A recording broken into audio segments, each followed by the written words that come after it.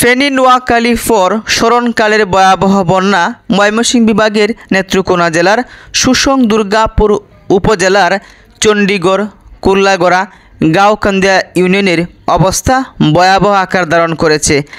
সামাজিক যোগাযোগ মাধ্যম ফেসবুকে অসংখ্য ফটো এবং ভিডিও আপলোড দেওয়া হয়েছে। তাতে দেখা গিয়েছে যে অনেকেই বাড়িঘরে বন্দি অবস্থা আছেন, এমনকি বাড়ির চারপাশে পানি। দুর্গাপুর উপজেলার ইতিমধ্যে সেনাবাহিনী গাঁওকান্দিয়া ইউনিয়নে ত্রাণ নিয়ে হাজির হয়েছে এবং যদি কেউ বিপদগ্রস্ত থাকে তাদেরকে উদ্ধার কাজ চলমান ও রয়েছে। এবং দুর্গাপুর উপজেলার কোন কোন এলাকায় বেশি ক্ষতিগ্রস্ত হচ্ছে, বন্যার পানি কোথায় বেশি যাচ্ছে, কোথায় বাঁধ ভেঙে যাচ্ছে তাও লক্ষ্য রাখছেন প্রশাসন।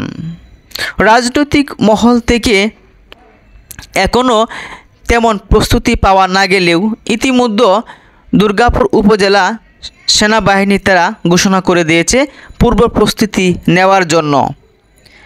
এবং কৃষকরা বলছেন এভাবে যদি বন্যার পানি এক সপ্তাহ খানিক 9 দিন 7 দিন থাকে তাহলে তারা ব্যাপক ক্ষতিগ্রস্ত হবে।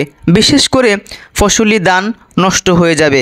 এতে লাখ লাখ কৃষক তাদের যে টাকা ব্যয় করেছে ধান চাষ করার জন্য সেগুলো ব্যয় হবেই, এমনকি তাদের জনজীবন অত্যন্ত দুর্বিষহ হবে। তাই বন্যার্তদের পাশে দাঁড়ানোর আহ্বানও জানিয়েছেন এলাকার মানুষ এবং কৃষকরা।